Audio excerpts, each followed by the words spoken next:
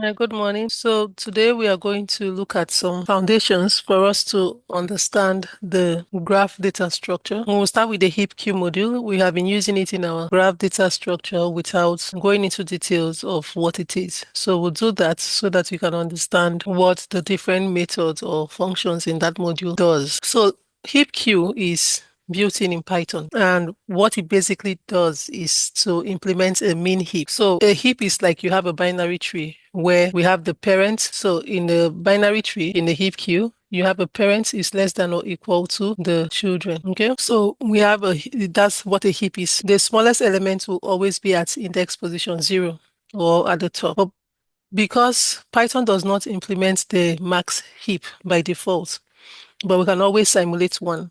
And the first thing we do is to import HipQ. So we import HipQ like this, and then we want to now start using the different methods or functions in that module. So the first, let's say we want to create a heap. We'll start with a normal list. Let's say we have a list of numbers like this, and the numbers is equal to, let's randomly put numbers 5, 1, 8, 3, 2. We want to convert this list to a heap. So there is a heapify method in the HipQ module that we'll use. So we'll say heapq dot heapify like this, and then we pass in the numbers to make this a heap. And let's print numbers. Heapq dot heapify. So import heapq numbers is equal to this. So heapq dot. I don't know why this has the error 94. Although heapq has no attribute heapify.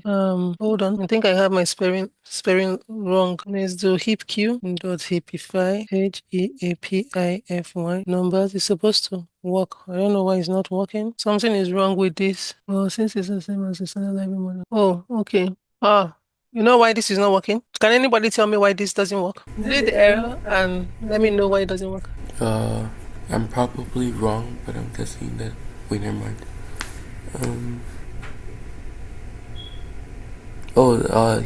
Heap is not specified. Okay. The error comes from the fact that I named my file heapq. And heapq is already the name of an inbuilt module. It's about a name conflict.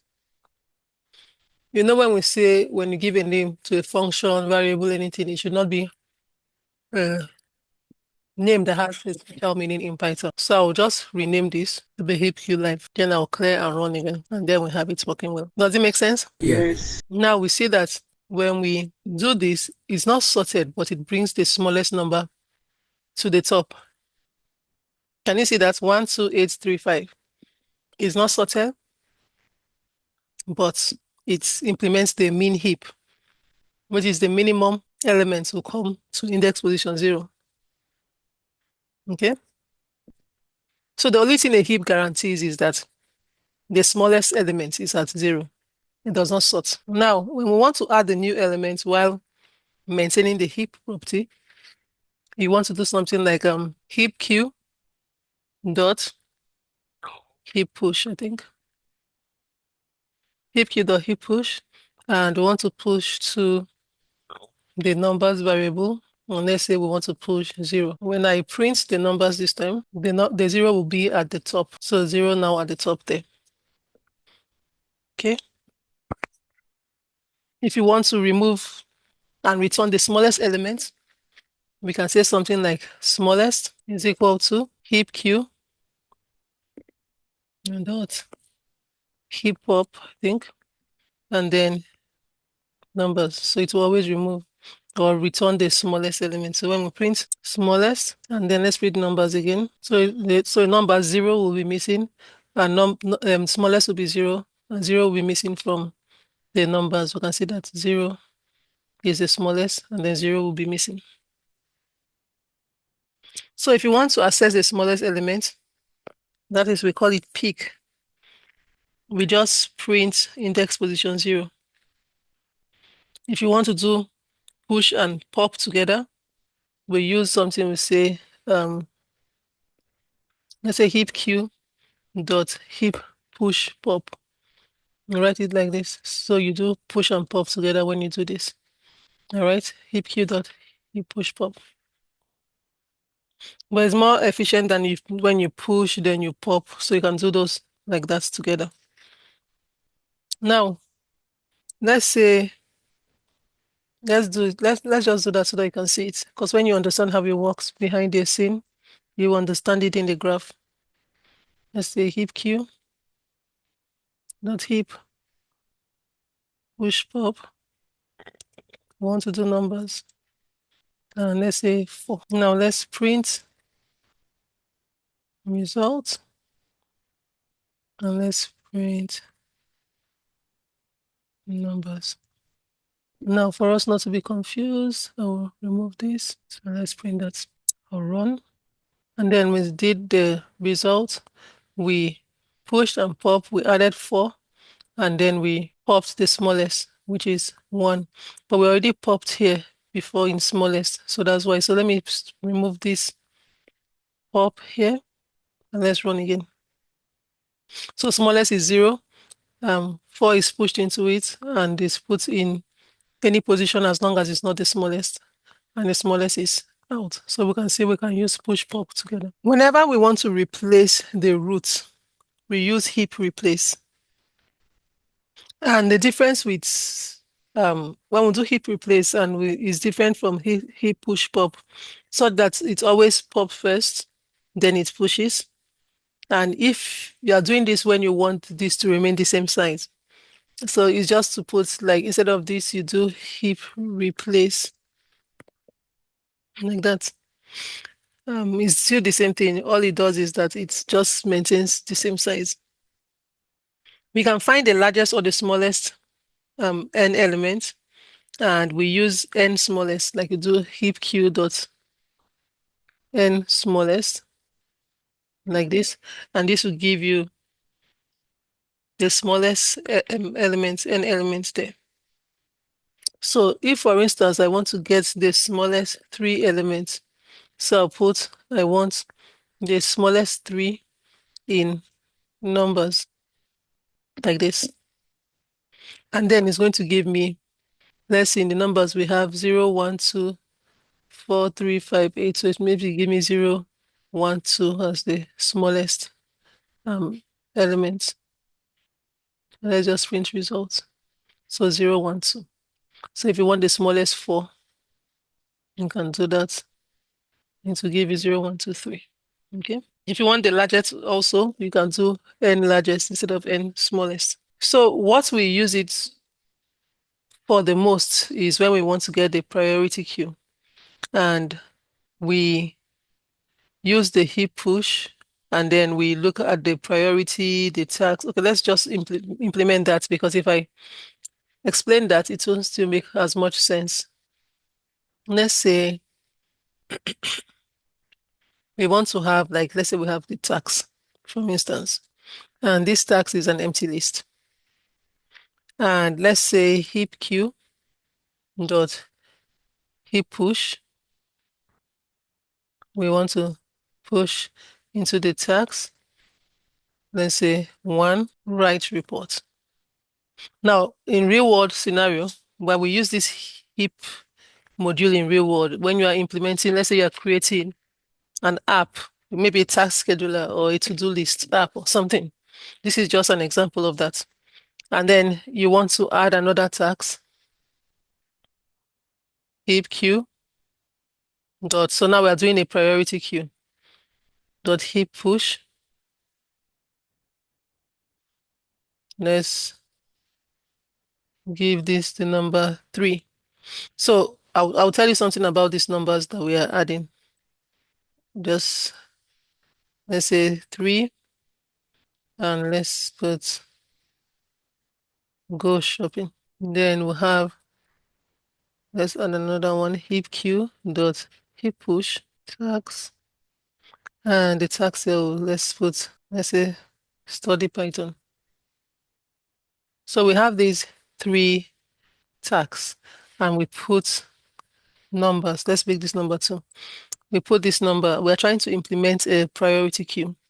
So like you see, when we do the graph data structure, we do something like while tags. Okay. So who can tell me what it means when I say while tags? Can anybody tell me? While it's not empty. Yes. So while it's not empty. Now, what should I write next? Can anybody tell me what I'll write next. Now you can see that in this tax, we have the priority and we have the tax, right? So who can tell me what I'll be doing now next after this? Or just imagine, you don't have to be right, just guess. A dictionary. No, anybody just guess. Let's say all we want to do is want to print out the priority and want to print out the tax. But when we are doing that, let's say you have your dashboard, right? You want to put everything in order of priority. The tax to be organized on, maybe you assign this to staff or to somebody. Let's say these are tasks in a workplace and you assign it to a staff. Who can tell me what do you do next that it displays on the person's dashboard in order of priority? Now, if you remember your tuple lesson in Python, I don't know if we did tuple comparison, but anytime we compare tuples, it just happens automatically. It's not something we do. But tuple always compares priority first, which means that we want to do this as a tuple. And we'll say, let's type priority. Let's have a variable priority and another variable tax, right?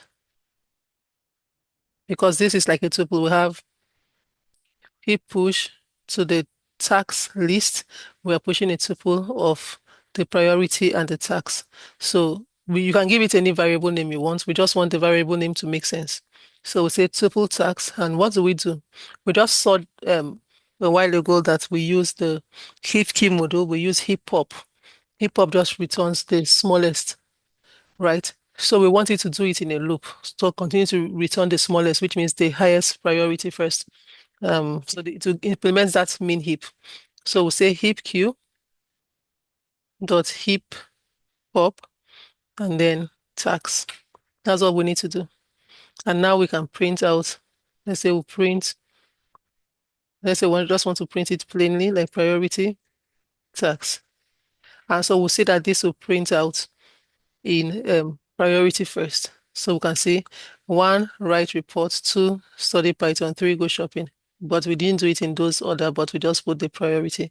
So because it just makes sure that when you pop, it's taking out the smallest, it implements the min heap. So it takes 1 first. You look for the next smallest where 1 is already out, 2, and then the next 3. Now, does it make sense?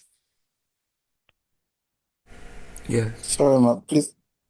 Sorry, can you go through this again? Okay. Now, we are looking at the inbuilt heap queue module and what we do with it that makes it useful for the graph data structure. And one of the major things is because it implements min heap. It does not sort your list, but it makes sure that the minimum or the smallest item is at index position 0. So every time you do heap pop, it returns the smallest element, and then it pushes the next smallest to index position 0.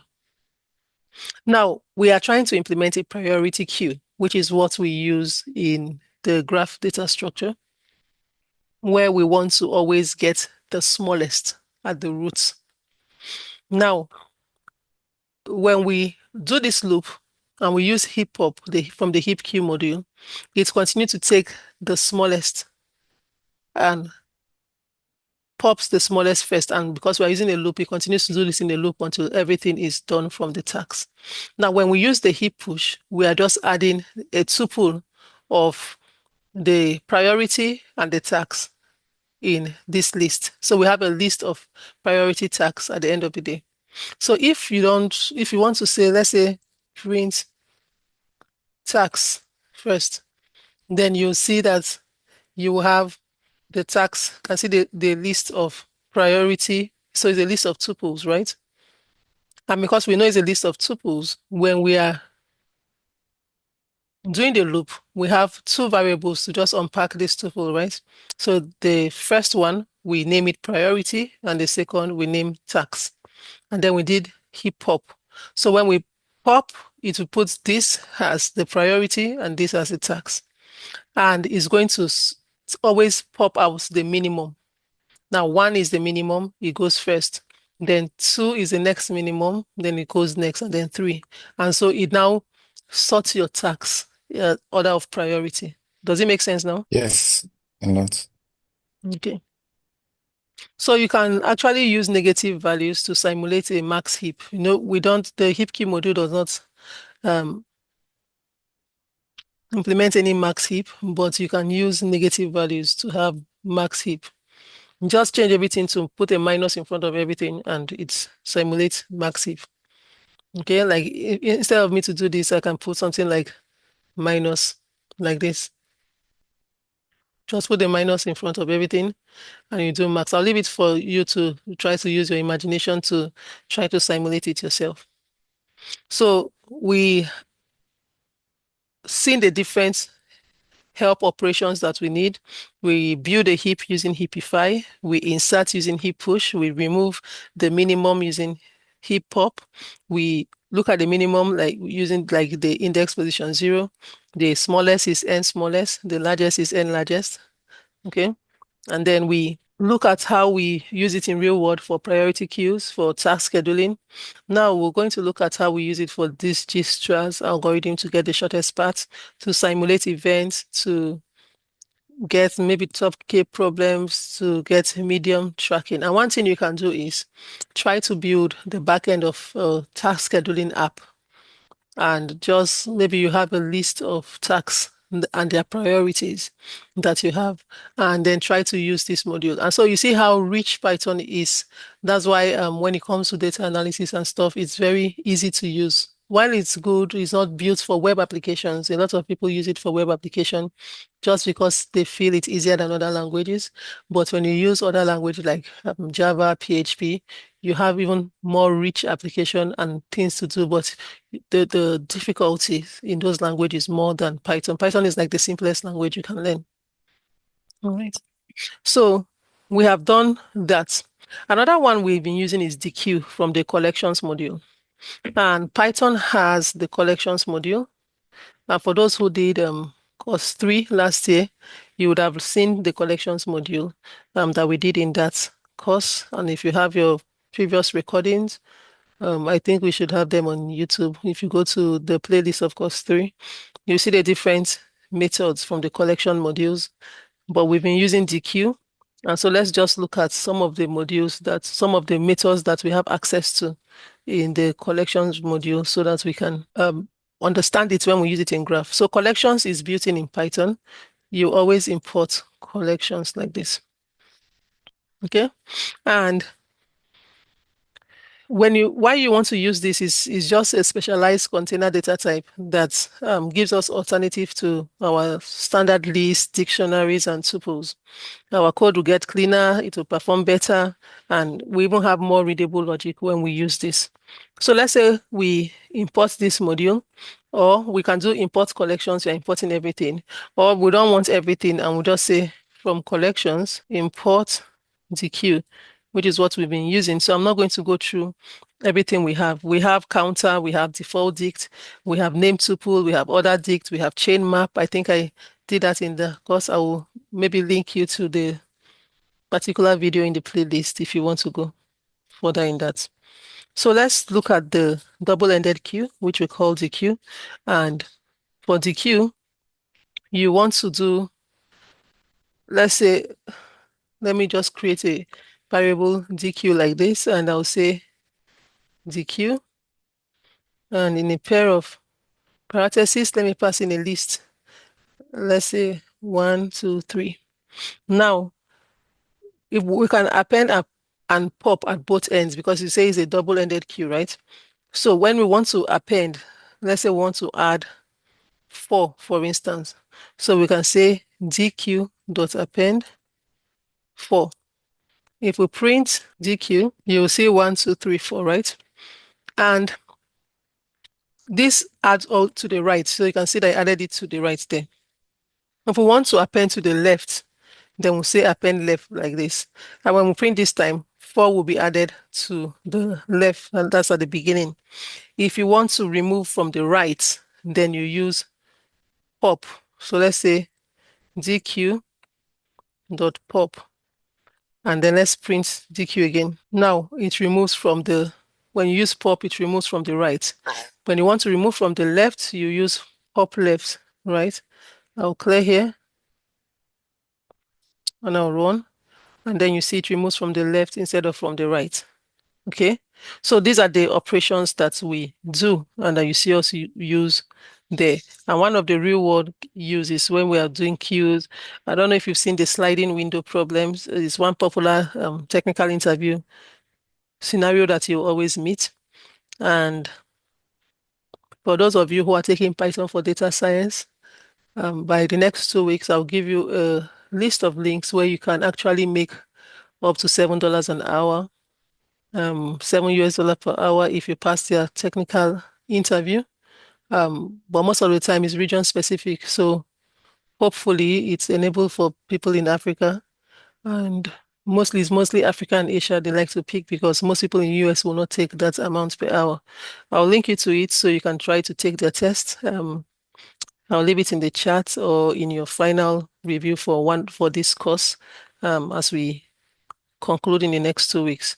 So you try the test. You can contact me if you want to take the test if you think that is so difficult or what you want to do. But these are the things you need to understand: the inbuilt modules, how you can do things faster. You want to understand things like, I don't think I ever taught that. Things like how you do multi-processing and stuff in Python. All right. So let's now go to our graph data structure. Does anyone have any question before we move? No. So in the last live class that we did here, we tried to do a city transportation network analyzer. And when we did that, we did not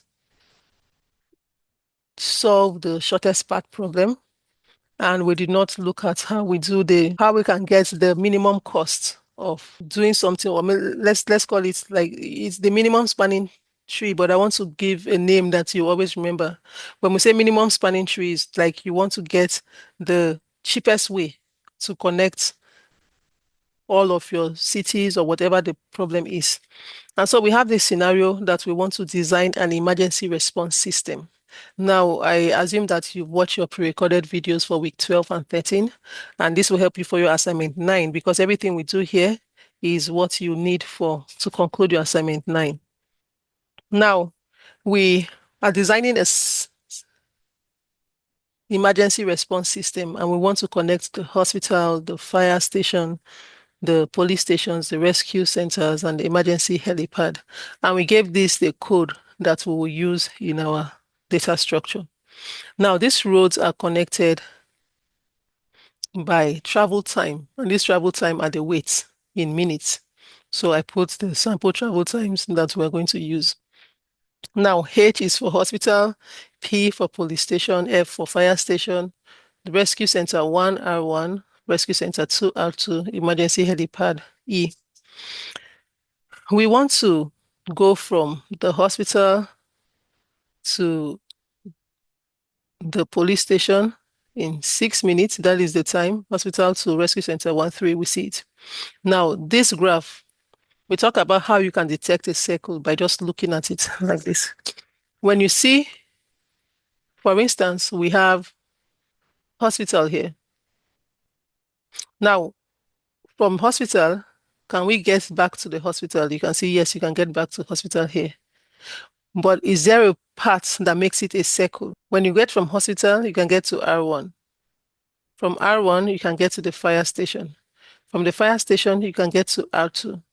From R2, you can get to E. From E, you can get back to hospital. So this is a circle.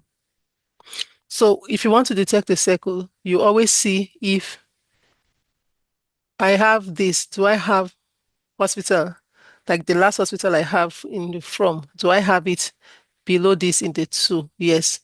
Do I have a path from anywhere that I can go to from this and come back to this? And then you have detected a circle. Let's see if we want to check if from, let's say, for instance, we look at P. Below this, there is no P, so there's no circle. R1, below there is no circle. F, no. R2, there's R2 here. So from R2, we can get to E. But from E, we can't get back to R2, so there's no circle. So E, there is none here. P, there is none here. So you understand how I visually looked at whether we have a circle or not. But in real world, you have more routes. Like you're doing an entire city. Let's say in the state where you live in, you are doing an emergency rescue for an entire state. You can't have it like this. You need to automate it where you add the different nodes, which are going to be the network. You're going to add the weights, and then you're going to create a graph that will automate these things automatically. Now, let's start. What we want to do is to create the graph class first, and we use an adjacency list like we did previously. And then we want to create a method that will add an edge. So we'll add node 1 and node 2. So like node 1 is from, to, and then the weight, which is the travel time.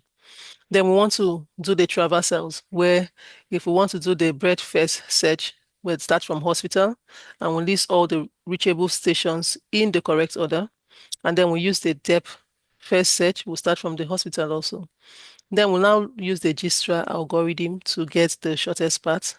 So we want to find the shortest time from hospital to the fire station, to the emergency helipad, to the rescue center too, and so on. And then we want to detect a circle.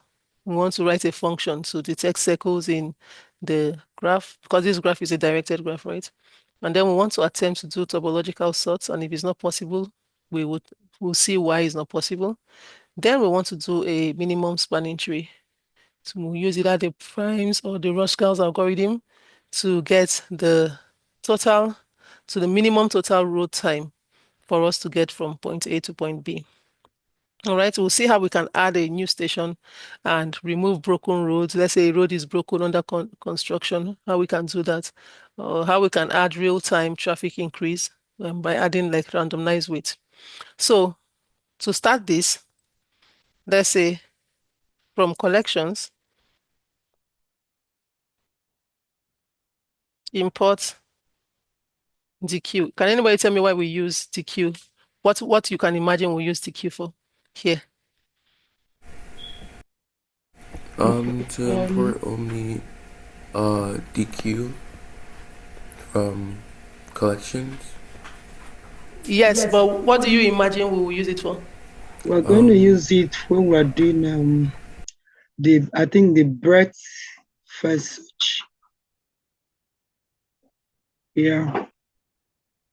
That's We part. use start for breadth first. Okay, we use DQ for depth first search. Yeah, perfect. We use it for the breadth first search. When we're doing traversals is when we'll do that, because we want to always get the stats, and then we want to pop left every time. Anytime we say while queue, like where we say once there is a queue, we want to get the node, and the node will be like pop left, right? We're popping from the left. And you remember when we do those things about when we did that in week 11, when we look at we have a visited set and we say if the node is not in the visited, we add the node to the visited, or we have an order list where we append a node. And then we want to look at the adjacent list, right? We want to look at the other connected node where we use neighbor, and we want to look at those neighbor. That's where the DQ will be useful. So that's perfect, Choma. So now we want to also import HipQ. So the reason I did those modules is for you to have an understanding of the module. And so when we use it, it's not going to complicate the graph data structure. So is it understandable while you understand the DQ from the collections module and the HipQ? Do you feel you have a better understanding of the graph from what you have watched in the pre-recorded videos? Yes, for me. Okay. Okay, so Penel, what you said was correct. Anytime you say from collections, import DQ, it means you want to take only DQ from collections instead of everything that you don't need, instead of saying import collections. So that is perfect. But when we say import HipQ, that means we want to import everything from HipQ. But if the only thing we need from heap Q is heap pop. We'll say from heap Q, import heap pop. So it's very good you understand that logic already. I have a question. Okay. So instead of doing import Hiku, I don't know how to pronounce it, but can you do import like asterisk from Hiku? Does that mean like import all from Hiku? Yes. But you cannot say import asterisk from heap Q. You can say from heap Q, import asterisk like this. But it doesn't make any sense. You just say import heap Q because you're importing everything. Yeah. Yeah. So that's very good because when you are building your app, these things matter a lot, especially when you want to import things. Importing is the major problem when when you use Python to build a web application. So how does he know this is a package? How can he import this module from that module? It's always a problem that people find difficult.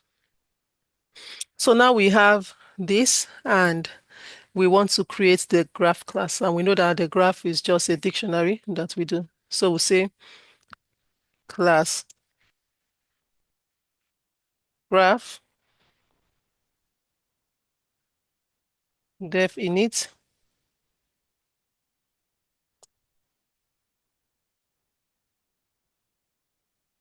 self, and then we'll say self.graph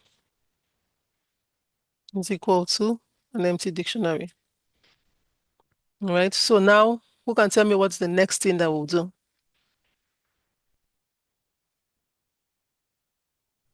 I think we can add edges now.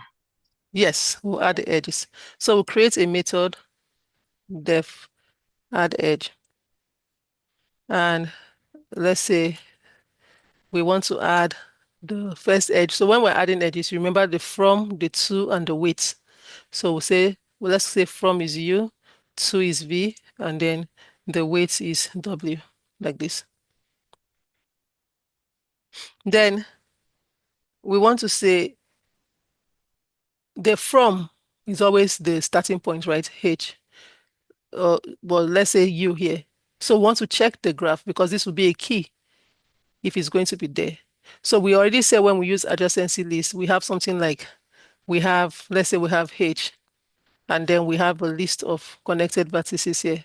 So we can have R1, we can have R2 in those list of other places. So that's how it is here. So that we want to check that graph if we don't have it in the graph.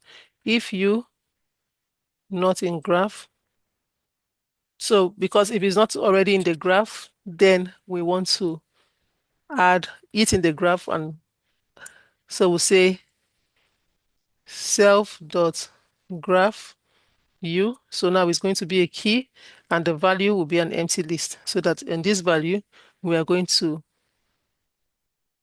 append so we have this as a from, we're going to append the to and the weight later on. Okay. So here we'll do that and we'll look at the V2. So if V, because everything will be a key and each key will be a value in another key. So we'll say if V not in graph, then we also want to say self.graph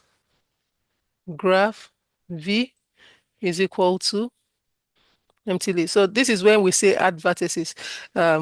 Like in our week 11 lesson, we just separated them. We did add vertices. That's this method add vertices. And when we say add edge, we use the add vertices method. But now I'm not creating the helper method. We just go straight.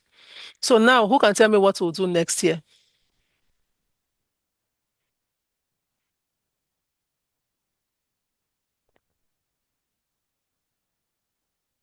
Else? No, not else. Oh, we continue to check if for doubling. No. So let me explain the logic again, and then you will remember. So we have Then from not and with to. space. You said? We Repeat what? append to the Yes, perfect. We are going to append to the list. So what are we appending to the list?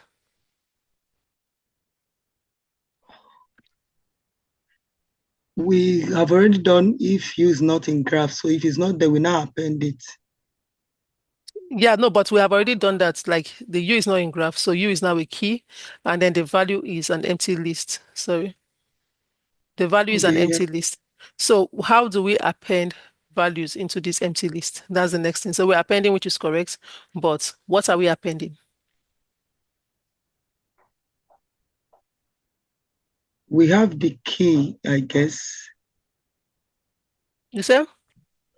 Yeah, we have the We key. already, Yes, so we need to have the values now. yes. So you see, the logic here is a little confusing, but once you get it, you will never forget it.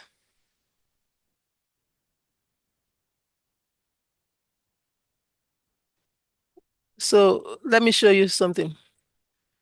Here you have from and to. Let's say this is the first two things you add, hospital and police station, right? Hospital will be a vertex, police station will be a vertex. So this will be a key, this will be a key. But now you need to add edges to this. You need to add, it's going to be a directed graph, right? So directed graph from from hospital to police station. And then the time is 6, right? So hospital is the key. What do you want to add to the list? You want to add the police station and you want to add the time. So here you're going to say self.graph. So you want to go to the key U. So now the value is an empty list, but you want to append to that list. So you say dot append. What you're going to append now is the other weight, which is from, let's say this is hospital and this is police station. So you're going to append, you're appending a tuple of the police station, which is V, and the distance and the time, W. Now, for us to be able to get the undirected for the purpose of minimum spanning tree, we'll do it again for the other one. Self.graph V dot append. And now we're going to append a tuple of U and the time. So you see, we are doing it from this to this, from this to this. That's what we just did here. Does it not make sense? Yeah. Sorry, the second one we did, you say is for that's non-directional, right?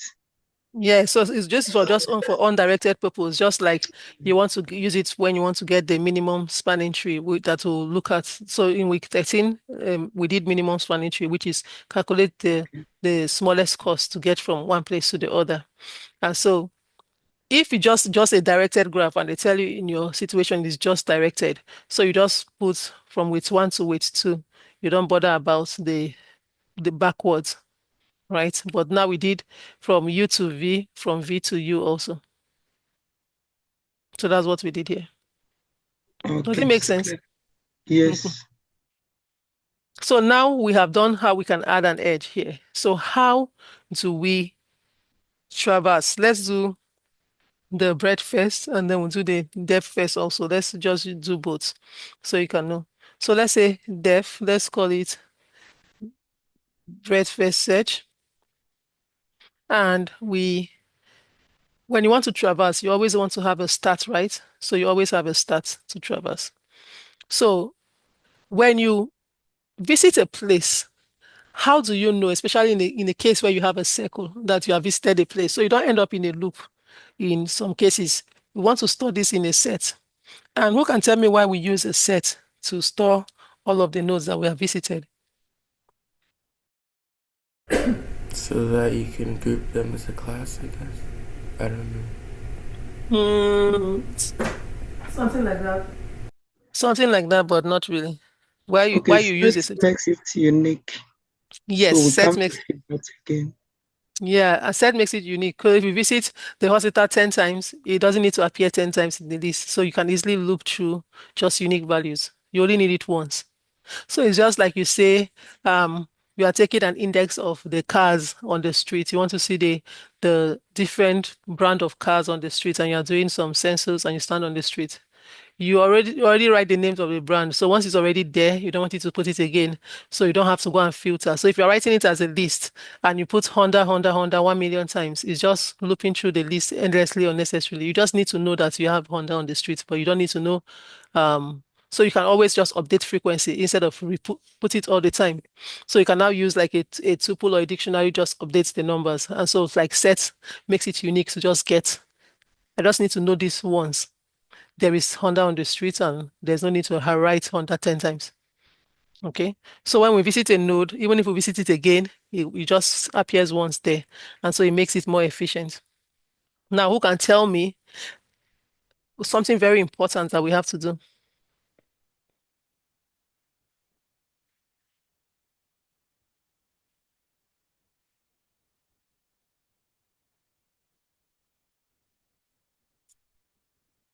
Since we are doing a breadth first search, we use Q. Exactly. And how do we get the Q? We're going to do Q is equal to, as in with the Q from the start. Perfect. So we dequeue from the start.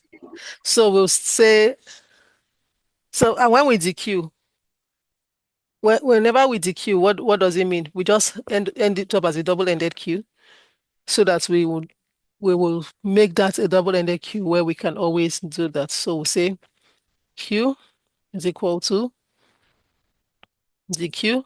So we can always pop left and pop right, and we'll do that. Start. All right. And let's have an empty list called order.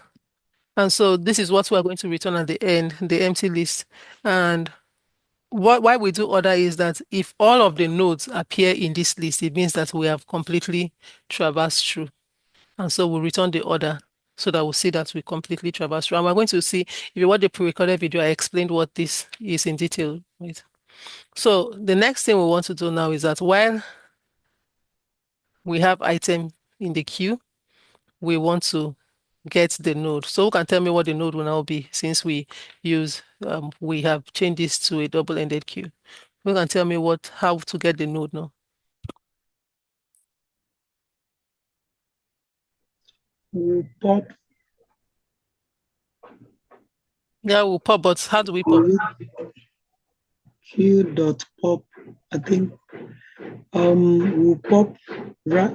Okay, default is right. I think then that means we'll pop left. Perfect. The default is right, so pop left. Q dot pop left like this. And so when we pop left, we're taking the first one, which is the node is going to be that.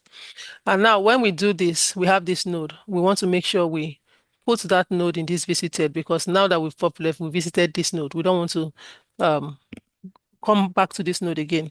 So we will check if this node is not already in the visited. I mean, it's a set, so you can decide to just append to it and to check is there and dumps it. But it's better to just check so that we'll just optimize one time. If it's not in visited, then we'll say visited. Because it's a set, we use the add method. So we'll add node.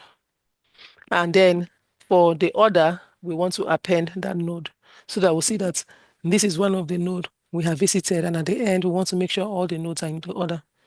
Okay, so we'll say order dot append, then the node. Now, do you now understand it better than in the recorded video? Yeah, I do. Okay, everybody? Yeah. Yes. Okay. So what we want to do next is to say, if we want to look at when we do adjacency list, right?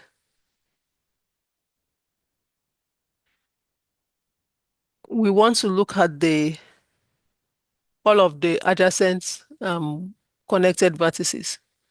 And how do we do that?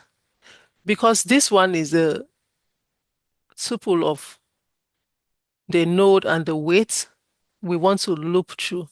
So we always use for, and I just use the name neighbor just for the name to be intuitive, but you can use um, any variable, any name of variable you want for the iterator. And because it's a tuple, we always know that we are going to have the vertex and the weight, right? We don't need the weight here. All we are trying to look at is to look at the adjacent vertices. We're not bothered about the weight. So because we don't need the weight, we always use a throwaway variable in Python. When you use an underscore to represent an iterator, it's like you just want it to loop through, but you don't need it, right? So we call it throwaway variable. We use it for different purposes. So like when you say for I in range 5, you need the I, right? But if you don't need it, you just want to loop through something to be able to traverse through, but you don't need that value. Now, do you understand why we always have two variables for iterator here? Is because what we are looking through is a tuple, right? It has the vertex and the weight. So for neighbor, and we don't need the weight because we don't need to use the weight. All we want to check is if that neighbor is in the visited. If the neighbor is not in the visited already, that means if it's not a visited node already, we want to append it to the queue. All right. Because we started somewhere, we'll append to the queue. Because when we append to the queue, and then this loop continues until the queue is empty. So we say for neighbor in self.graph node if neighbor not in visited, then you want to append it to the queue. Queue.append neighbor. And then now we want to just return the order.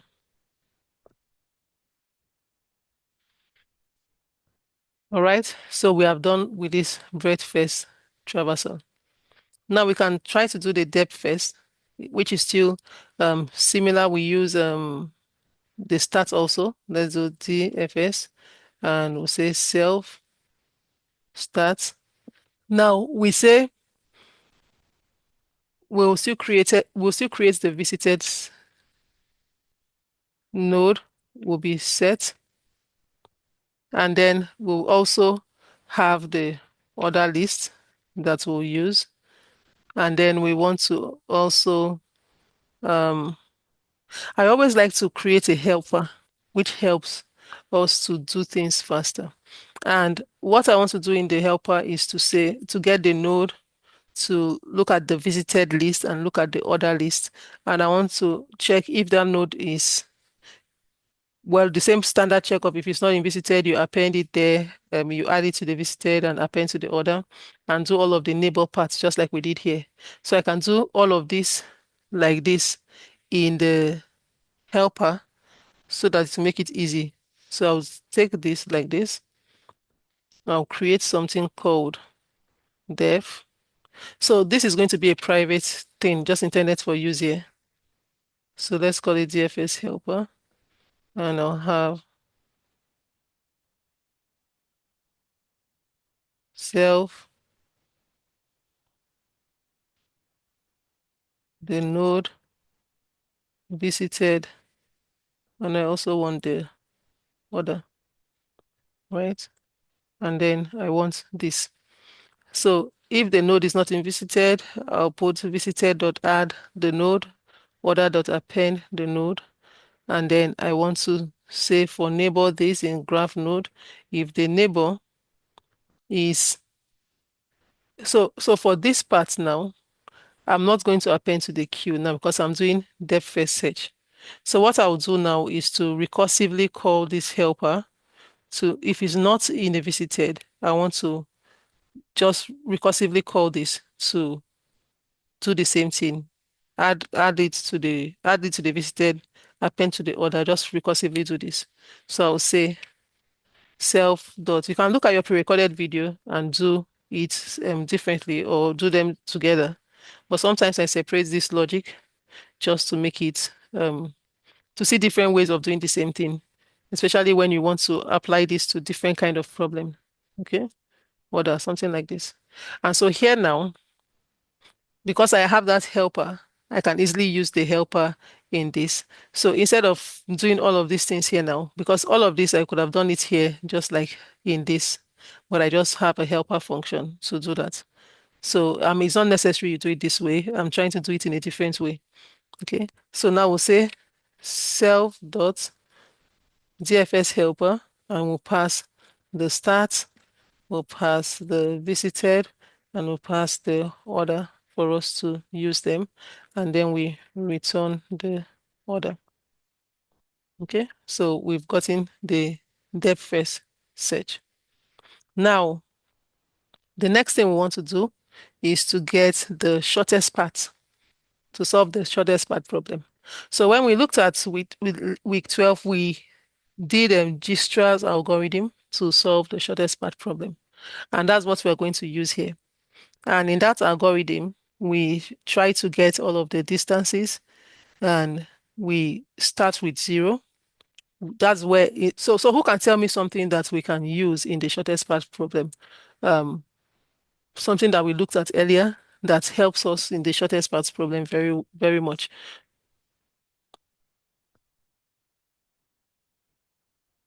That's where we use the heap queue. Yes, perfect. We're going to use the heap queue. So, and can anybody tell me why the heap queue is important in the shortest path problem?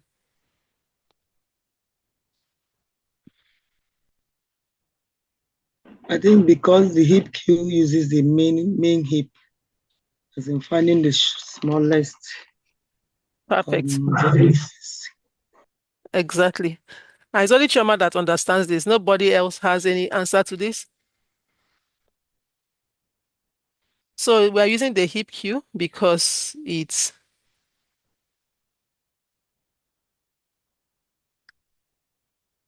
because we're using that because it has all of the methods that we need to implement a priority queue. And like we looked at earlier, we always have a tuple of the priority and the so now it will be what we had before was priority and tax, right? In the example we did, but now going to have priority and the start node.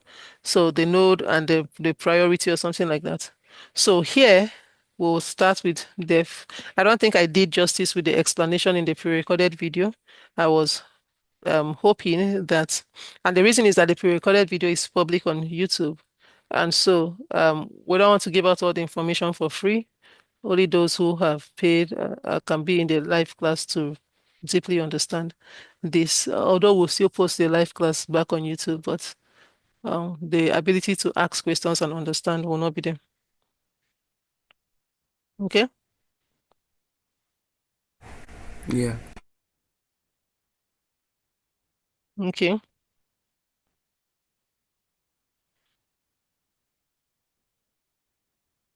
So now for this shortest path problem, we want to get the distances. So we're just going to use something like well, it's not list comprehension because this is a dictionary, but the whole idea is the same. So we'll have the node, and then when we use float infinity like this, can anybody tell me what float infinity means? I don't want to just use things and you don't know the meaning. Can anybody tell me what it means? Um. Like in the never mind. What does it mean? Is int for the string? You said? Is int for the string? Yes, inf is like this inf is just something in Python. It's not like whether it's a string or something, but we do float infinity. Every time you have infinity or something goes to infinity, it always come out like you have this, but we convert it to float. But what does it mean when you use float infinity? Repeat.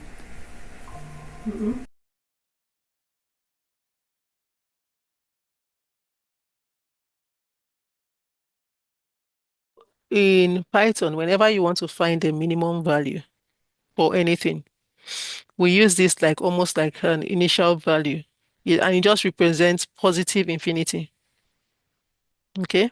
So for those doing Python for data science, you're going to come across all of this for the heavy mathematical operation. When you want to do comparison and you want this to be an initial value in finding a minimum value.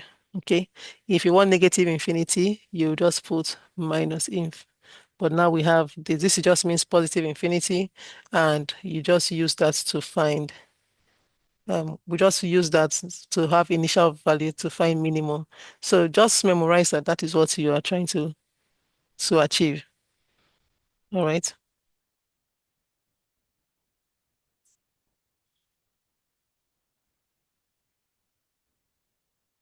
Okay. So now we do that. So does everyone understand or you have a question?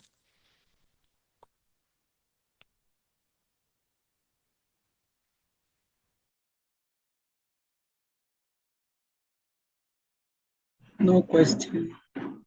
Okay. So we want to get node, then float infinity for node in self dot graph.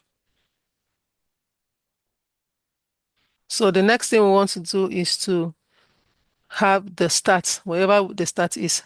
So we'll say distances stat, which is the key. We want to make this 0, right? Because we are looking for the shortest path, we start from 0. Everybody understands? Yes. Yes. Mm, Okay. So this is 0. And then now, who can tell me one of the critical things that we need to do here?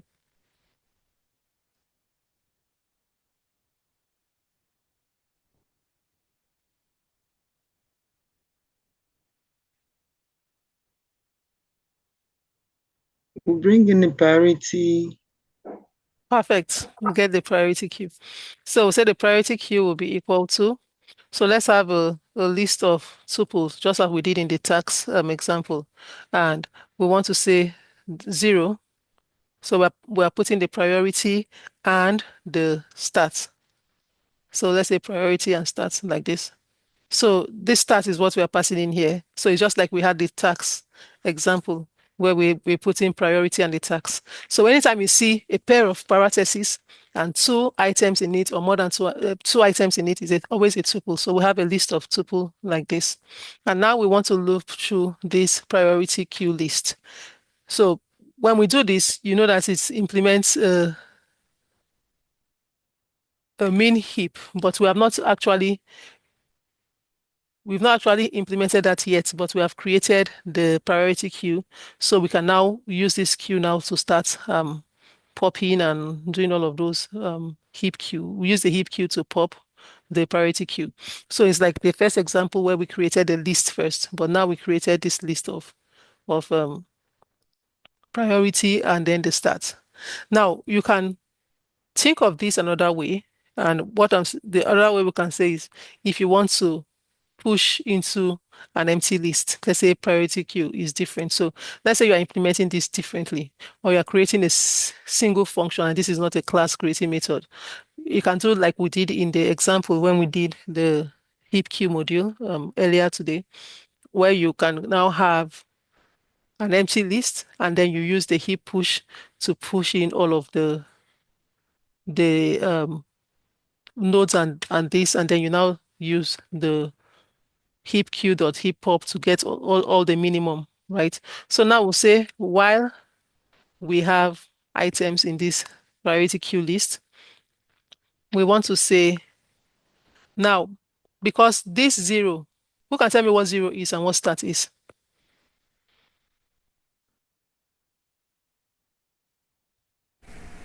Um, my guess. Never mind.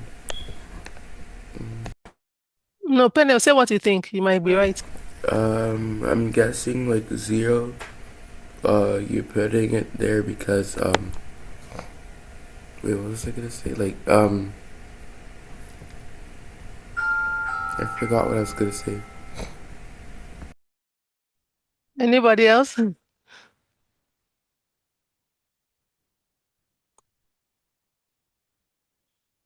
So in the example we did, we had this is the priority, right? And this is the tax that we had. But in this case, we are talking about the distance and the node, right? In this case, this is distance and this is node. Does that know what we did here? Yeah. Good. So now I want to write a variable name that makes sense. So instead of writing like the example we saw, we did priority and then we did tax. So now let's call this current distance, all right? And then we have another one, current node. Now we're having two variables because it's a tuple that we're unpacking is equal to, now we use the heap q dot heap pop. So when we do heap q dot heap pop, do you remember what the heap pop does?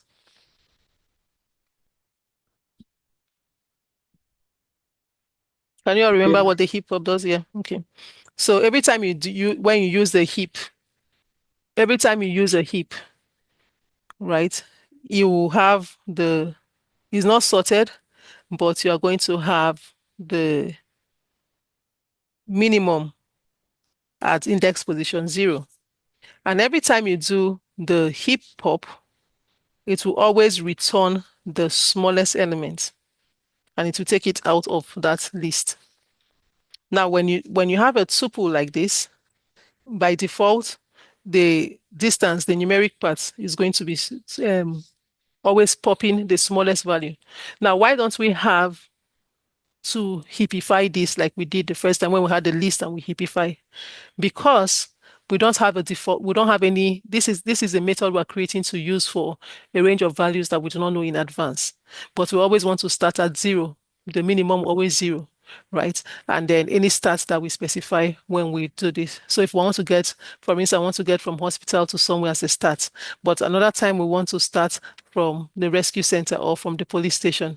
So we can always specify it. So when we're creating a method, we think about it a little differently. It's the same idea, all right?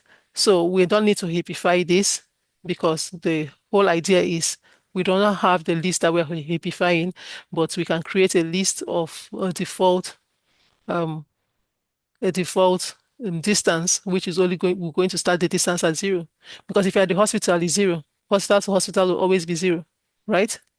There's no travel time from point A to point A. You are already in point A, so there's no travel time. So if you look at GPS and you're going somewhere, it will continue to update the travel time as you go. And when you get to your destination, it becomes 0. Okay?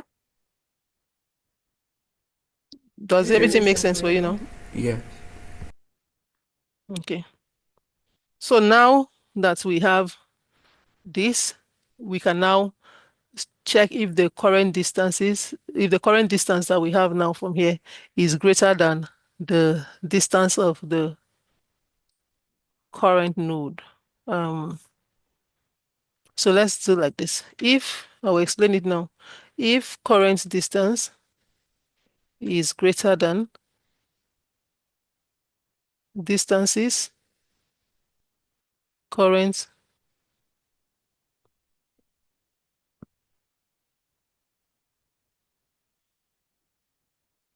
node, then we'll now have the current distance plus the weight, right? Because you're adding them to get the shortest path. Um, or can anybody tell me what you think we'll do here next? So we're not going to add the weight yet, but can you tell me what to do if the current distance is already greater than the distance you already have for the node?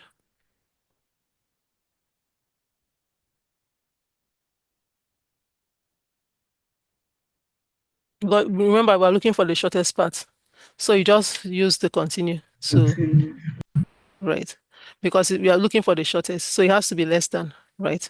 So if it's greater, you do that. But if not, we'll say let's get the adjacent vertices. So we'll say for neighbor, and we need also the weight. Okay, it's a tuple in self dot graph. So for each of the graph for each of the graph item, we have the node, right? The node as the key. So, but now we want to look at the current node, the node we're currently on, since we are looping.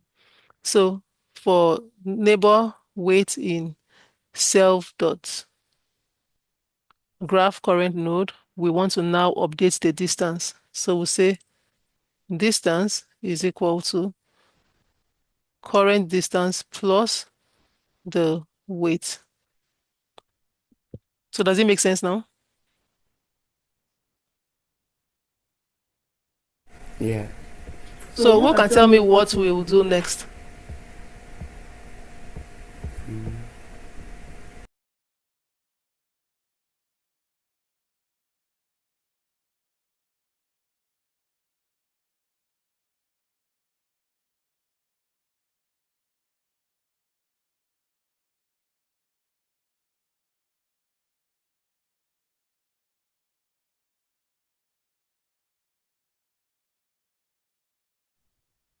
So who can tell me what we'll do next? Anybody?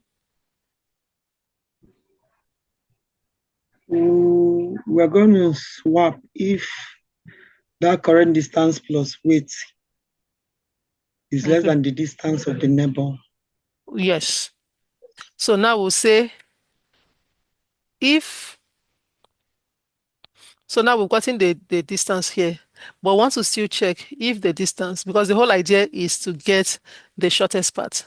So if the distance that we have gotten when we add the current distance plus weight, if that distance is less than the distances neighbor,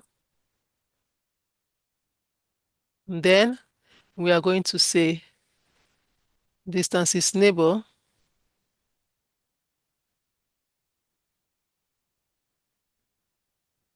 is equal to distance. And then what do we do now that we have this?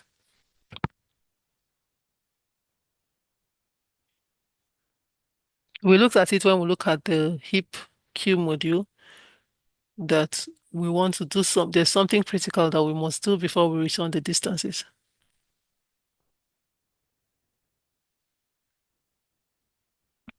Anybody?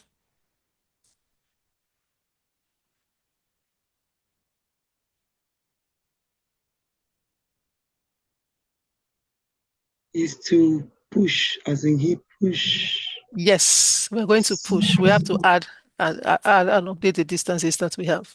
So we'll say heap queue dot heap push, and we are pushing into the priority queue. So this priority queue we created now, and that's how we'll have more than just the start. So now we're going to have the distance and then the node. So we'll have PQ, and so we're pushing the tuple of the distance that we just got and the neighbor, which is that node or that vertex, right? And then now we want to just return the distance. So return distances here. Okay, so we have all the distances returned. And so we'll get the shortest one from it. Now, because of time, the circle detection is easy. You see the same way we did in a pre-recorded video to be able to detect circles. So you can use the same thing. When we use the CANS algorithm, when we try to do the topological sort, and we see whether it is possible or not possible, if there is a circle detected, we cannot do a topological sort. And so I'll skip those ones so we can go to the minimum spanning tree. Now, when we talk about minimum spanning tree, we want to get the minimum cost to get from point A to B, right? So let's create that. Def minimum spanning tree. So you always have the self and the start. Now for this, we'll have visited is equal to, we're going to have a set, and in that set, we'll have a list, and start will be the only item in that list, right? Because what we are calculating here, we are using the primes algorithm. And if you look at your pre-recorded video, we have different algorithms that we use for the minimum spanning tree. And one of those algorithm is the primes algorithm. We think of the cheapest way to connect all the cities or with the fewest road or the least total cost. And when we're getting this, we don't even want any loop in it. So the primes algorithm will build a tree starting from a single node. So when we use prime algorithm, it grows like a spider web. And then we have the Rushkows algorithm that will sort all the edges and then pick the smallest one first, right? So we don't want to, both of them will produce a minimum spanning tree, but I prefer to use the primes algorithm. But the Rushkows algorithm is also widely used. So for the primes algorithm, we start with any node, right? And so that's why we put a start here. And then we add the smallest edge connected to the tree. And then we add the new node, and then we repeat until all the nodes are included in the primes algorithm. So what we want to do here is to have the edges, and it's going to be empty because we want to always add them. And then we want to have the min heap. Let's call it min heap. You can give these variables any name you want. We just want an intuitive name. Now we know that all of this is always a tuple of the weight and the vertex, or the weight and the node, right? And we are calling that this neighbor. Why we call it neighbor is that we just call it neighbor. You can call it whatever you want. I just give it a variable name just for something that we can think about easily. So for neighbor, let's say for neighbor, weight in self. So we're going to pass in a graph for this. So say self.graph start. So we're going to push in the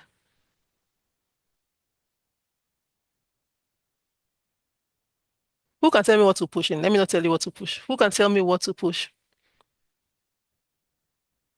What are we pushing into?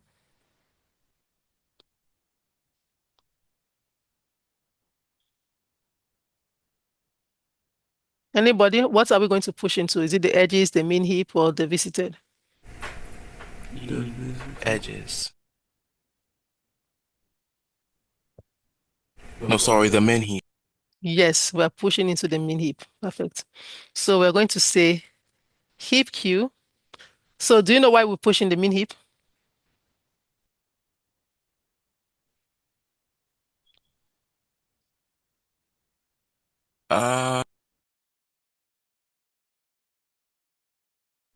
Because it heaps all the previous, I don't really know what English to use here. Yeah, because because that's what we want to use is a list, but that's what we want to use as our heap, right?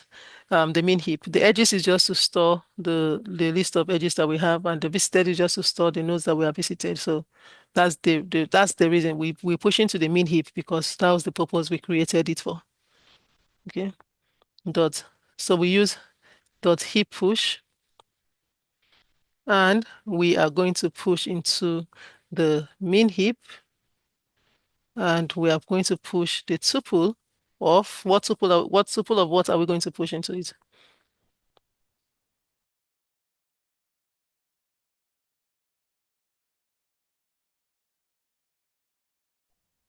We push the weight. Okay, we push weight, what again? The weight and the vertex. So what's the vertex here now? That's the neighbor, right? Yeah, the neighbor. So we're going to push the weight. And you remember when we created this, when we add edge, we have UV weight. So that's what we're pushing in here. So we have the weight. So the U will be like the start, right? So weight, we're pushing the weight, the start, and then the neighbor. Okay. So does it make sense now?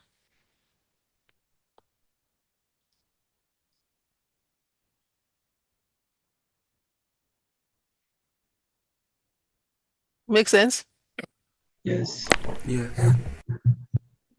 So now we want to have the total weight, and let's have a default value to be equal to 0.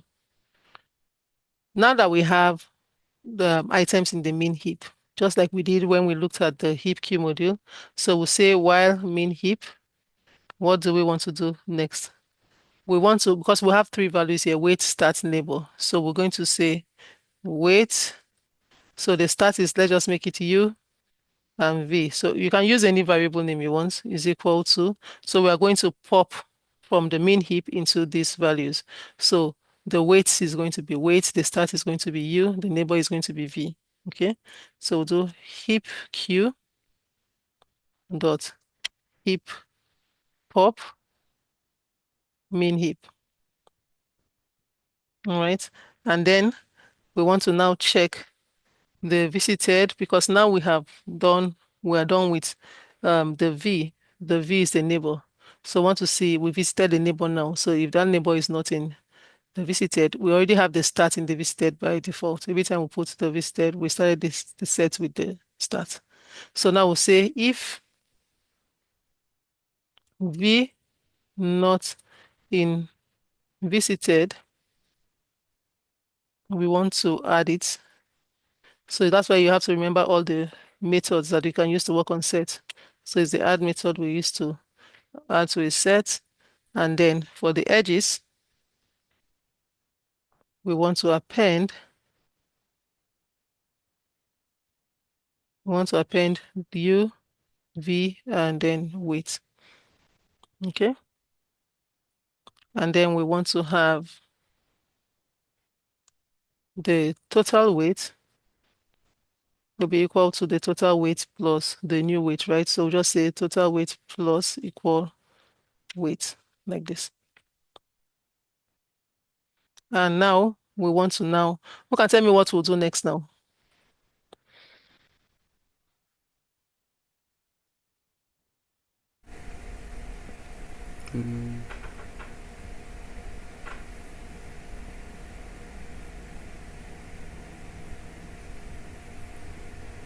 So now we want to look at the list of adjacent vertices, right? So you always remember that neighbor analogy that we said for neighbor. So for neighbor, let's say neighbor weight in self.graph. Now we are looking at the adjacent, which is the V, right?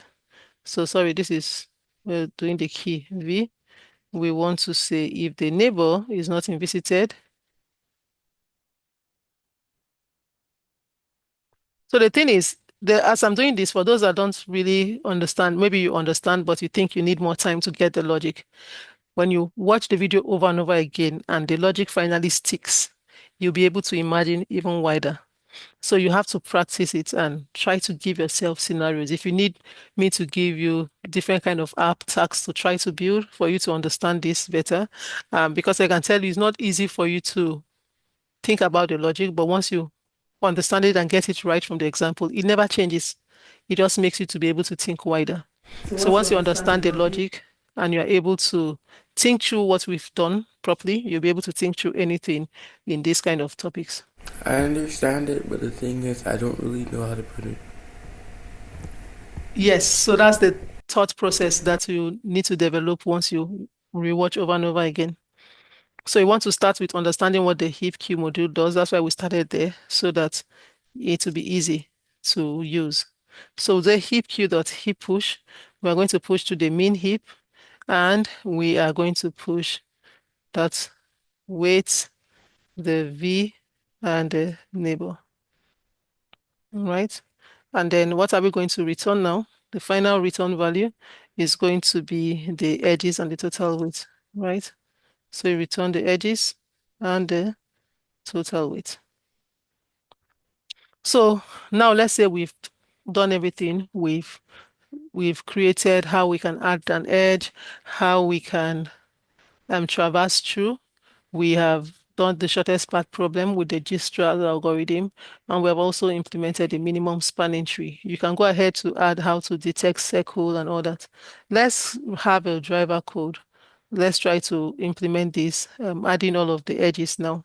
So here let's do if name equal to main. We want to say G is equal to, let's create an object of that graph class. And then we want to say, we'll add edge, right? G dot add edge. So let's see what we're adding. We have them here. So we want to add from H to P6. So this is what we're adding first, HP6. So we add edge in a pair of parentheses. We know we quote each one will have H. We quote this. Let me use single quotes for consistency here. H,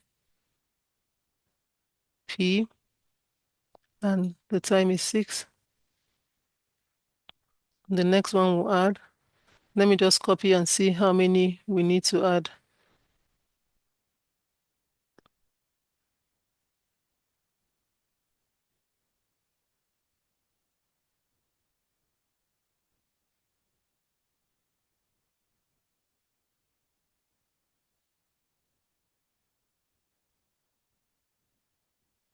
Okay, so let's see. The next one is HR1PF. Okay,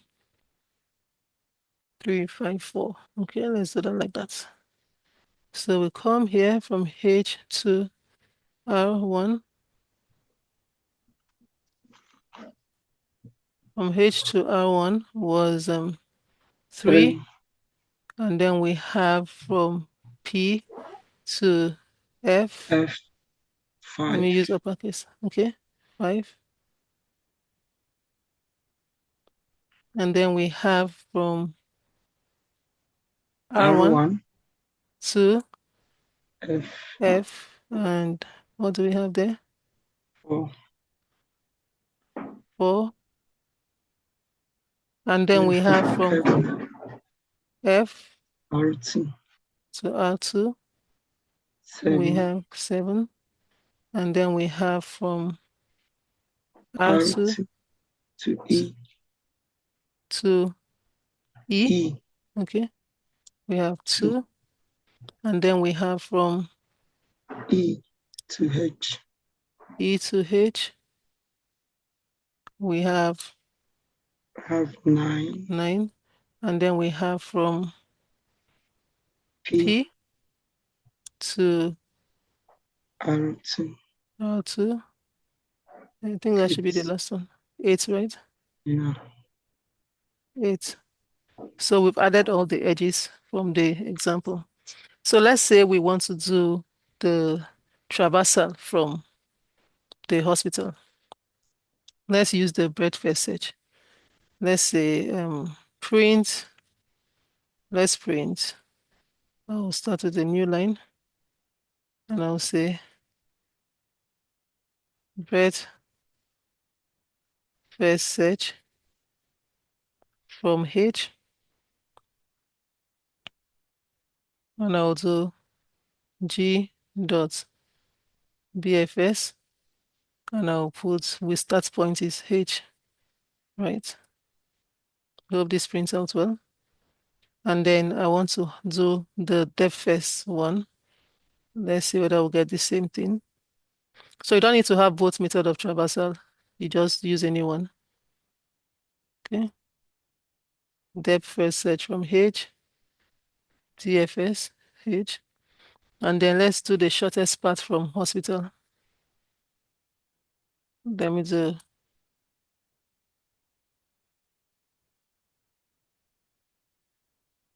shortest path from hospital is going to be Dijkstra, right? Is the name Dijkstra H. And we can't even do this like this because we will have a list of distances, right? The a tuple of the in a distances will be tuple. So let's say distances is equal to G dot Dijkstra. Because the reason I'm saying that is we return distances. And when we look at what distances is, we have like distances here. We can see what we have here is like we have a dictionary. Okay. So we'll say distances is equal to G dot G square from, so we're looking for shorted path from H.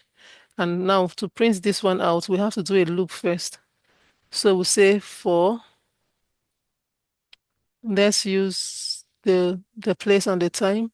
So let's use for like the edge. So we'll say for place time in the distances dot items. You know, when we use the items method for dictionary, we always return a tuple of the key and the value, which is the distance and which is the edge and the time. So we'll do this like this, and then we say let's print. Let me change what I'm printing. Let me use the format string, and I'll say H. Let's use an arrow. Let's just print it out formatted. And then we'll say the place is equal to the time, and this is in minutes, something like this. And then let's say the fastest route from H to the different places. So we can do something like this. Print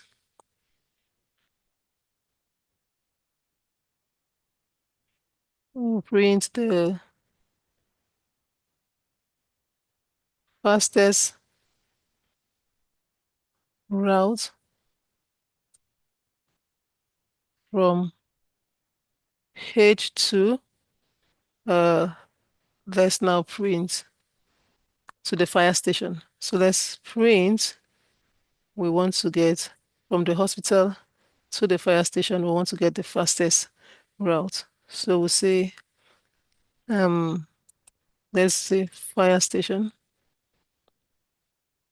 So from hospital to fire station, the code we have there is F. We want to get the fastest route. So we'll now use that distances F minute. So we can actually have a display method here where we use to get all of this like this if we want to. And then we can also get from the emergency helipad. So let's say from from hospital to emergency helipad. And this is E. And for distances, E in minutes. And we also want to get from the hospital to rescue center to, let's say, rescue center 2, which will now be R2, distances R2. Okay, so let's also do for the minimum spanning tree also. We'll do, let's print so that when it prints out, we'll see what we are doing. Let's say minimum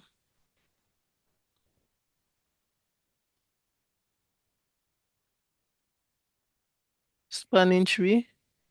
And what we did here, what we used the primes algorithm, right? We'll print out for the minimum spanning tree, when we return that, we have the edge 1, edge 2, the weight, right? The distances, the two edges, and then the weight or the two nodes. So we'll just say, let's say MST edges, MST weight is equal to G dot minimum spanning tree, and we want to get that from H, right? Which is the start. So we'll say for U, V, W in the edge, we want to print out. Let's use the format string here. We'll print out U. We will, let's say from U to V. So we want to do something like this from U to V, and then let's print the weight in. minute. So that's the time, wait, minute, like that. And then we'll say, let's print the total minimum time will now be MST wait. Okay, so let's even try this first and see if it works, and then we'll see other things that we can do with this. So I'll run this. We have if you not in graph. So on line 34, we have to use self dots when we do all of this. So if you're not in self dot graph, okay? So this place too is self dot. You always have to refer to its self dot graph. So anywhere I have that error, that's what we'll have. So I'll run this again, and we have distance is neighbor not defined. So it's a difference in spelling. I didn't put a H, and that was in line 85. Yes, there's no H when I said neighbor here. Okay, so it was a spelling problem. So when I run again, I still have that edges that append UVW in line 104, minimum spanning tree. Edges dot append UVW. Let's see, wait UV, and I say V not in visited dot add in the minimum spanning tree. UV. I think I don't even If have a we W. use It's weight, weight. Yeah, I use weight here. yeah. So you see the errors. And so let me run again. And now it's working fine. So we can see all of the errors of things that were skipped or misspelled. So the first thing we have here is where we traverse from H, we have the vertex and the list of adjacent vertices like we always do. Then the depth first traversal from H, we also have the list of adjacent vertices. We have the same list, but the order is different because of what's the breadth first, how it searches. One goes like step by step, one goes like from layer to layer if you go back to the earlier lessons. And now we have from hospital to hospital is 0 minutes because we are not going anywhere. From that's the police station 6 to the rescue center 1-3 to the fire station 7 to the rescue center 211, and so we did that to get the fastest route from hospital to the no we did that to get the shortest path here for distances here, and then from shortest path from the start is hospital, so we get the time, the place, and that's what we printed here for each of those places to get the shortest path from the hospital to these different places. Now, we also wanted to get here where we printed the fastest route from hospital to the fire station takes 7 minutes. The fastest route from the emergency from hospital to emergency helipad 9 minutes to rescue center to 11 minutes. And then we want to look at the minimum time. Hospital to police 6, police to fire station 5, fire station this 4. So we see this, but this time from let's look at one. Let's say fire station to rescue center to 7 minutes. When we look at the original here, from fire station to rescue center to there's a direct path which is 7, right? But when we have something that is not direct, from fire station to rescue center 1, there is no direct path, but we have the minimum time here to be 4 minutes. So how do we come about from fire station to rescue center 1, 4 minutes? Because we did the bi-directional. So from rescue center 1 to fire is 4. So this backwards is also 4, right? And then we have I want to use one that doesn't exist directly so this gets the minimum time. Fire station to rescue center 2 to the emergency, 2 minutes, that's the shortest part. Hospital, police station to fire station, 5 minutes. Fire station to R14. Fire station to R27. R2 to E, 2 minutes. So the one when we say we want to get from hospital to rescue center 1, let's try that here and see. From the hospital to, let's say, rescue center 1, I want to get somewhere that is not there so that we can see how it prints out.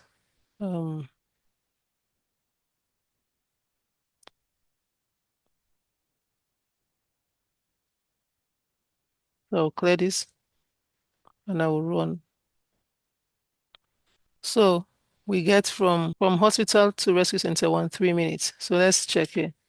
When we get from hospital to rescue center 1, oh, we have it direct. I want to get somewhere that we don't have a direct connection. From hospital to emergency helipad is the one we would have checked. Okay, so let me say from hospital to the, oh, we already have it here, distance in minutes from hospital to emergency helipad is 9 minutes. So let's look here. From the hospital to emergency helipad, we don't have a direct route, but the shortest time we have there is,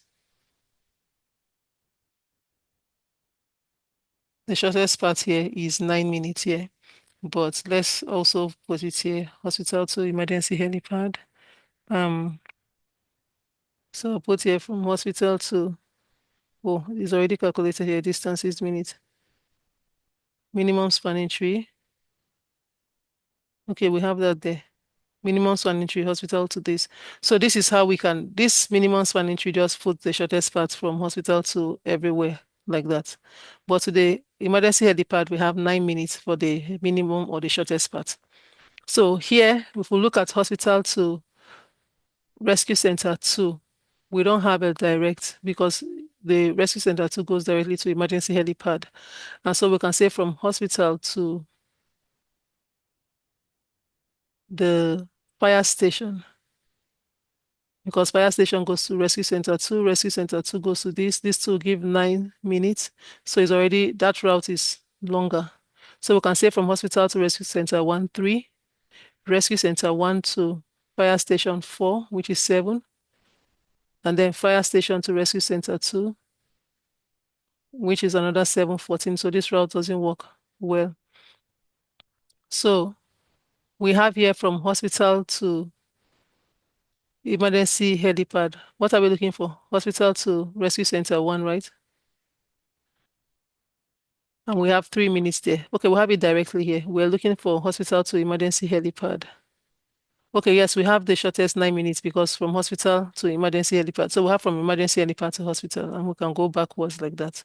So this one does not even illustrate how we can have several paths, and then we can choose the shortest one. But if you look at the pre-recorded video, you'll see an example where we have a way to see if we can go through different routes to get to somewhere, but which one is the shortest path? Does everyone understand what we have done? Yeah. So we're out of time, but I'll quickly explain some other parts that is something that you like to do, and we might do it in next week's one when we do week 14. I think is the maximum flow problem that we're going to look at. But you can add a new station. For instance, you want to add a new station. So what you do is to add a new method, like here, let's say you want to add, maybe we say def add station. Okay. So you want to, when you add station, you get a station name or something. And if the station name is not already in the graph, if the station name is already in the graph, you want to send a message to say it's already exists. If not, you want to say self.graph station name, which is the key, is equal to an empty list, right? And then when you want to use it, you just use the graph.add station and you add a new station. Let's say, let me do that because let's just spend an extra 10 minutes so you get this. So let's say def. Let's do that. Def is not going to be a long one. Add station like this. We want to add a new place. So say self, and we'll pass in the, let's say, station name. Okay. So for this now, you can now say if station name in self.graph, then you want to, let's just say to print something out. We'll say print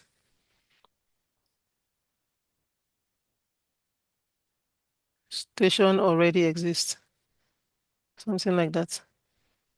And if it's not there already, you can use else, and you can say self.graph. So this is going to be a key station name. Self.graph station name is now going to be equal to the list of adjacent vertices, which is going to be empty. And so when we want to use it here, what we'll do now is to say, after this, we can say g dot add station. And let's say we want to add another place called Rescue Center 3, right? And when we add this, maybe we'll add the station before we add the edge, right? And so now we want to add edge now. Add edge, and we want to add the edge from Rescue Center 2. Let's just randomly give it a weight to Rescue Center 3, and we have an edge. Let's say we have a weight of 6, maybe it's a 6-minute move. All right, so we have that. And so when we now run this, we now have a new thing, Rescue Center 3.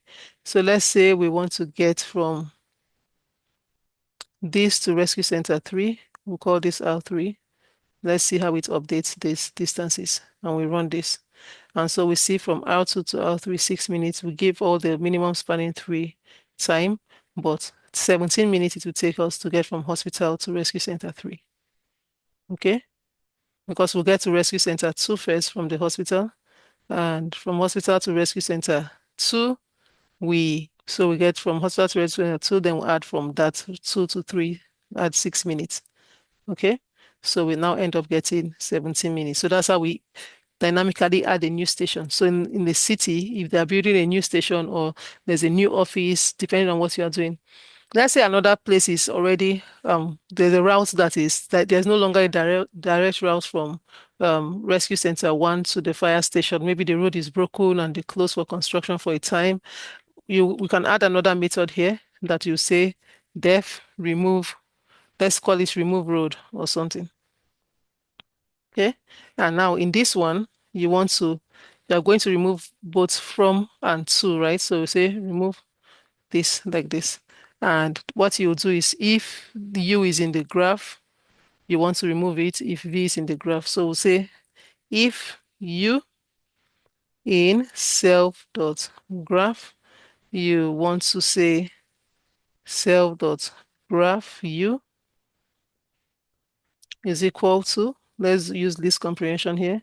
We'll say edge or edge in self.graph 0. Okay, or is U, sorry, for edge in self.graph U. Okay, so if edge 0 is not equal to V, I think that's what it's to be. And then for the next one, you want to check for V. So we'll just reverse everything. So I'll copy it here. And I'm going to say if V in self.graph, so self.graph V is equal to, we change here to V, and we change here to U. So I think that's what we'll do. And then we'll say, let's print out something at the end. Let's like it's returning something. We'll say print, let's say road between U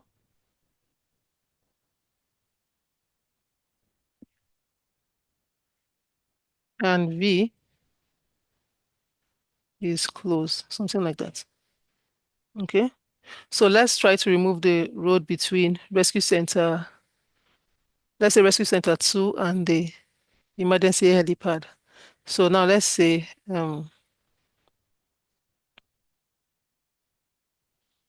G dot remove road, and we're going to remove the road between rescue center 2 and the emergency helipad. So you're just removing the road. You're not adding weight or anything. So now when we rerun that shortest part, we'll see that it will update. So let me run this again. I'll clear and I'll run this.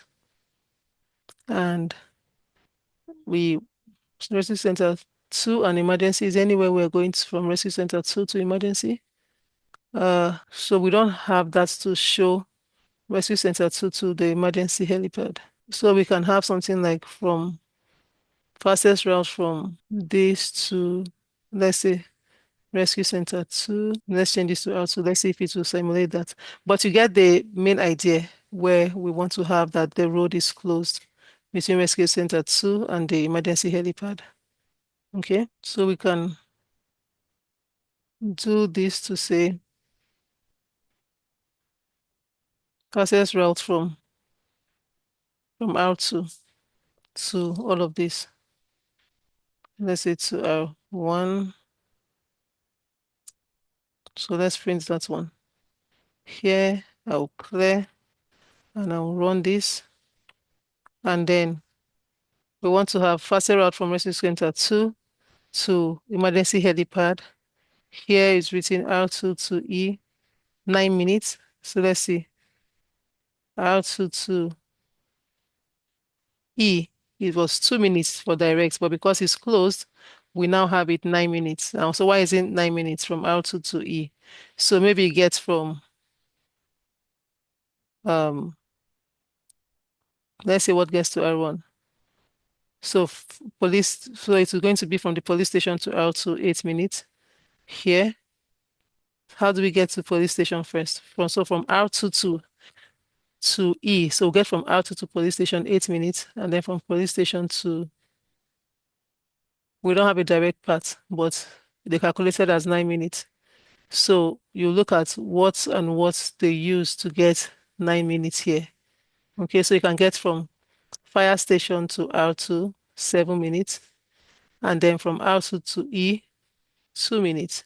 Now the road between these two is closed from what we did. From R2 to E is closed. And so we have, let's see, F to R2, 7 minutes here. And do we have F to E? No, we don't have F to E. So anyway, you can just look at this and analyze it and see if you need to restructure any of this. Okay. So we have the edge R2 and E to E, which is 2 minutes here, which is supposed to be direct 2 minutes, but we got the part here to be 9 minutes because it's not going to go through the closed road anymore because we removed that road already. Now you can add real-time traffic, add weights for real-time traffic congestion. We'll look at that next week where it's part of this where you can add, we can use the random module. We can import the random module and we use that. Since you don't need it for your assignments, we are going to add that. Let me make a note of it.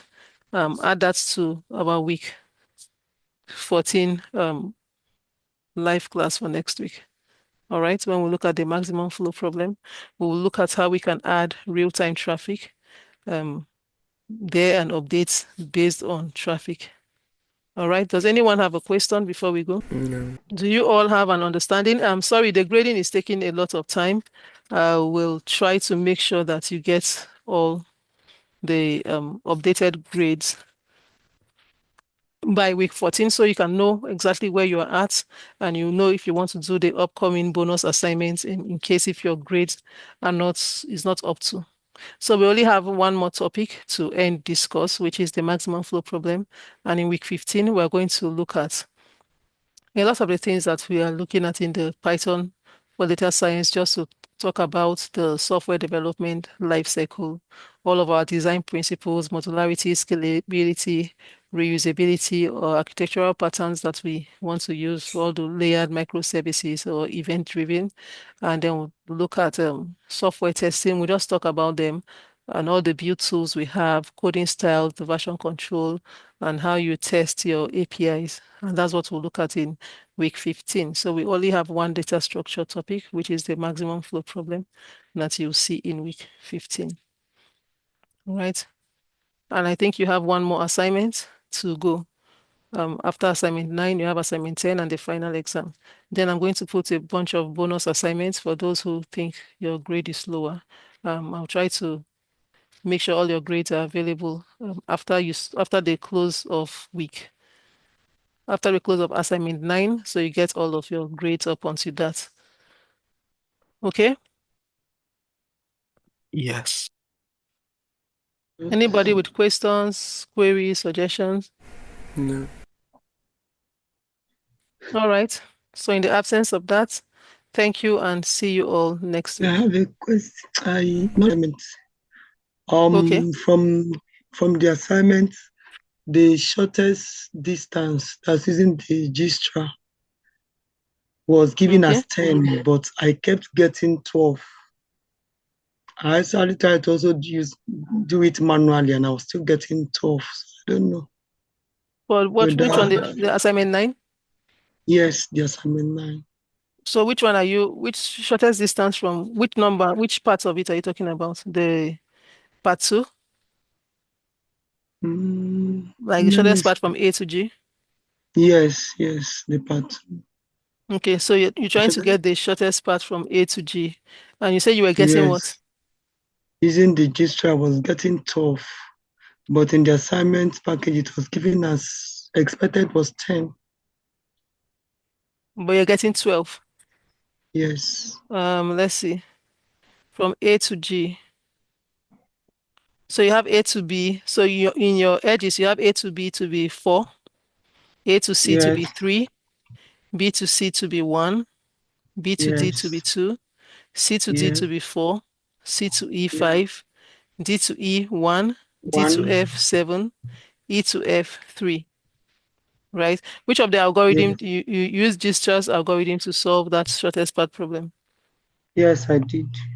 Okay. I used Gistra and I got 12. So, okay, hold on. Let me see. No, but that is example output. It's not like it's the answer. Okay. So like example output, I just want to have the units there.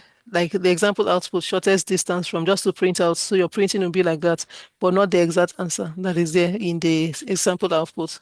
So as long as your code is correct and that is what it gives you, and you don't have any fundamentally wrong parts, it doesn't matter if everybody gets different answer, but that's what your algorithm gives you. Okay, as long as the algorithm is correct. Okay. Okay. So what we've done so far, I think we have already answered all of the assignment question in what we've done there, where we use even for the minimum spanning tree, we've done that. And then the function to remove road is what I just did here now. And it's part of the bonus challenge if you want 30% extra grade, where you can recalculate the shortest path and recalculate the minimum spanning tree when you remove a road, which is this one that I just did here. So anybody who wants to get an extra bonus. Okay. All right. So thank you, everyone, and see you all next week. Thank you. Thank you. Okay. See you next week.